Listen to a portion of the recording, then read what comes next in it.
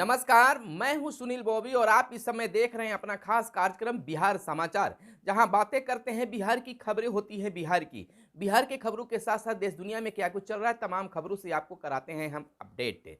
तो दोस्तों, बिहार में शिक्षा रोजगार का क्या है हाल, राजनीतिक गलियारों में क्या चल रही है चर्चाएं, और गांव की सरकार को लेकर, विद्यार्थियों को लेकर, शिक्षकों को लेकर क्या है आपातफी, तमाम खबरों से आपको हम कराते हैं प्रतिदिन अपडेट बिहार समाचार के माध्यम से। दोस्तों, चैनल को सब्सक्राइब कर लीजिए, वीडियो पसंद है तो लाइक जरूर कीजिएगा। दोस्तों, बीते दिन से यानी कि 20 नवंबर से, रविवार के दिन से बिहार के गांव की सरकार जो है, यानी कि वार्ड सदस्य जो है, पटना की धरती गर्दनी बाग में अपनी विभिन्न मांगों को लेकर धरना प्रदर्शन कर रहे हैं। सरकार के हर कार्यों को बता रहे हैं और अपनी भूमिका को बता रहे हैं कि हमें सरकार की ओर से अब तक क्या मिला। यानी कि वह कह रहे हैं कि अब तक हमें जीतने के बाद वार्ड सदस्य के रूप में कोई मान मर्यादा नहीं मिल पाया है, योजनाओं का लाभ नहीं मिल पा रहा है। हम अपने वार्ड में कोई भी योजनाओं का क्रियान्वयन नहीं करवा पा रहे हैं, जबकि दूसरे के माध्यम से वह काम हमारे वार्ड में कराया जा रहा है। हमें कोई सूचना तक भी नहीं मिल रही है। जब काम शुरू हो रहा है तब हमें यह जानकारी प्राप्त हो रही है। आज धरने का दूसरे दिन रहा। वार्ड सदस्यों की काफी संख्या देखी गई। गर्दनी बाग पटना हड़ताली चौक पर वे जोर जोर से चिल्लाकर अपनी मान सम्मान की रक्षा की मांग कर रहे थे। नल जल योजनाओं में भागीदारी की बात कर रहे थे। 15वीं बीते योजना की क्रियान्वयन की बात कर रहे थे। अन्य योजनाओं के बारे में कह रहे थे कि हमारी कोई भूमिका वहां पर नहीं है, धरातल पर नहीं हमें मान सम्मान मिल रहा है। कहना है कि जब तक हमें मान सम्मान के साथ वार्ड सदस्य की जो भूमिका है, हक और अधिकार है, तब तक नहीं मिलता है, सरकार हमारी मांगों पर विचार नहीं करती है, तब तक हम इसे कड़कड़ाती ठंड में, कपकपाती ठंड में हम पटना की धरती से हटने वाले नहीं हैं, चाहे जो कुछ भी हो जाए। खैर, आज धरने का दूसरे दिन था, प्रदर्शन चल रहा है।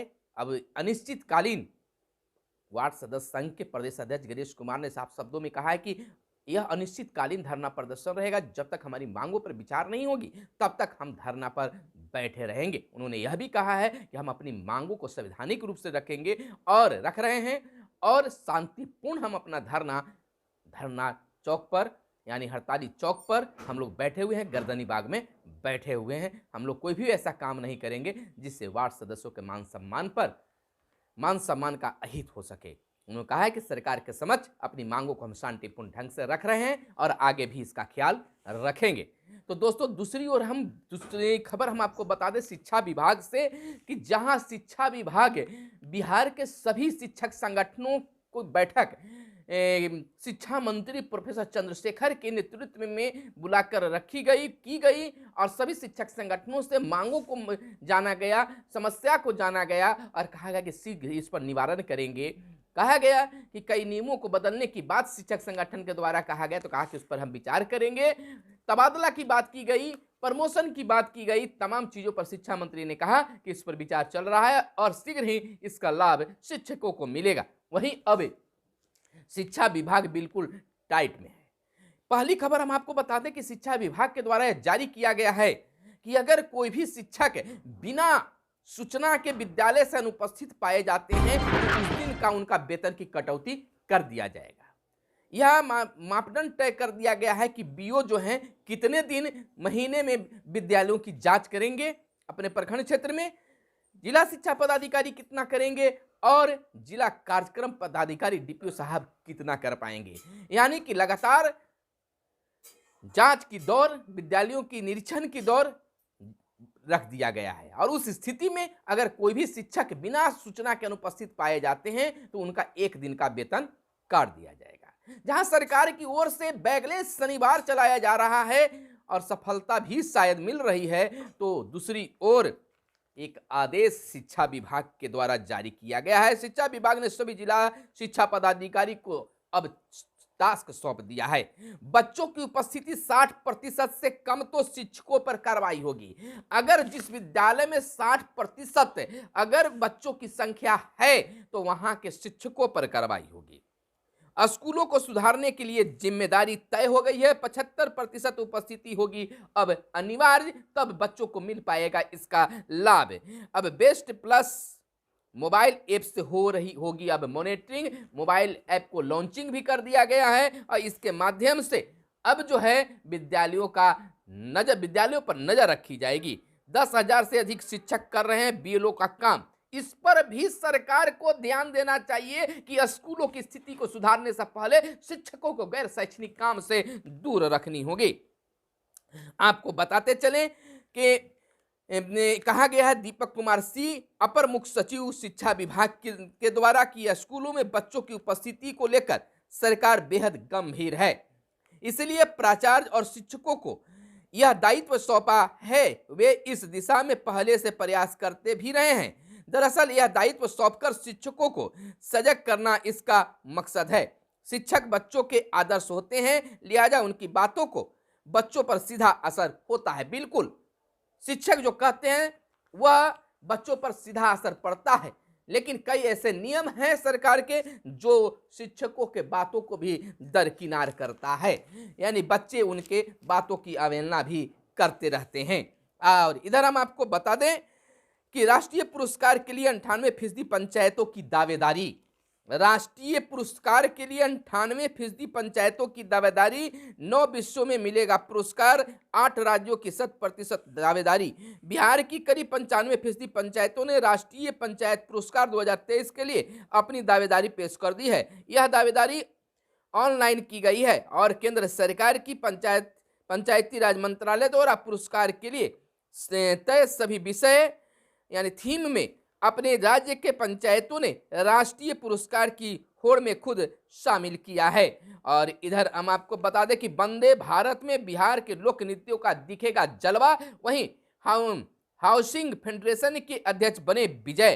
कलाकार जोनल स्तर पर भी रखे जाएंगे यहाँ पर वंदे मातरम में। और जीत मुख्यमंत्री की लोकप्रियता का प्रमाण है, जदयू ने कहा है।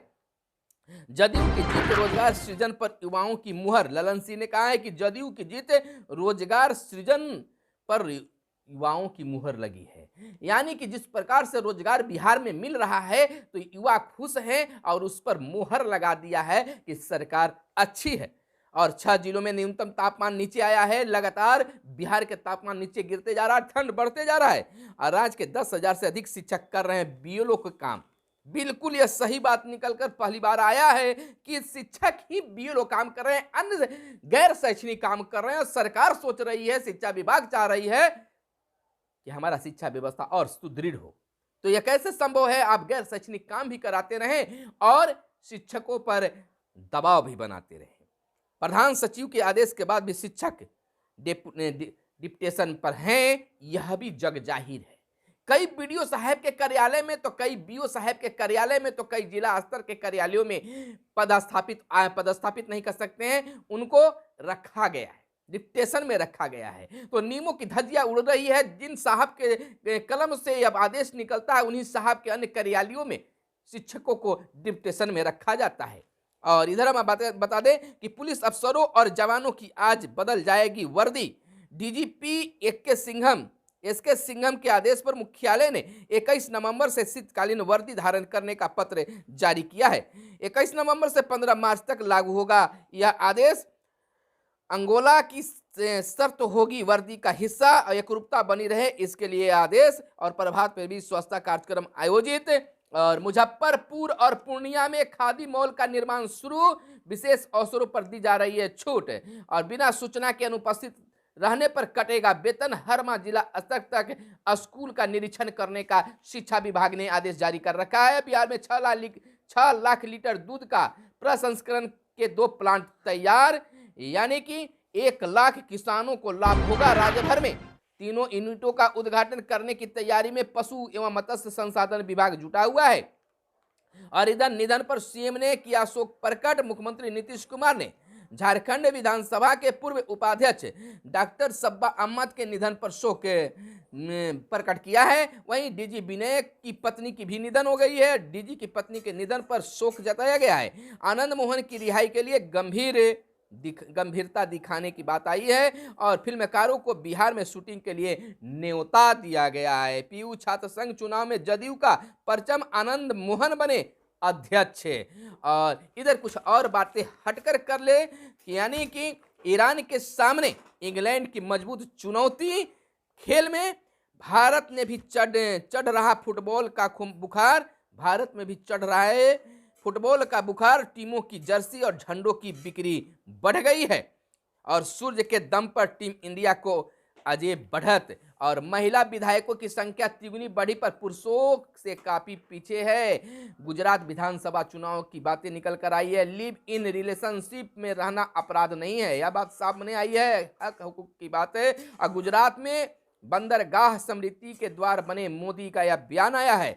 और इधर बताते चले आपको, बैंकों में जमा का दोगुना बढ़ाया कर्ज और भारत में मंदी का असर नहीं होगा, राजीव कुमार का यह कहना है। और इधर वायु प्रदूषण के कारण बच्चों में उच्च रक्तचाप की समस्या बढ़ रही है, पहले की तुलना में 50% कम हुआ है मधुमक्खियों का जीवन। और मुकेश अंबानी बने नाना, इससे ईसा से जुड़वा बच्चों को दिया जन्म और 8 उपग्रहों पर फिर प्रक्षेपण 26 को स्क्रीन लॉक फीचर जल्द आएगा।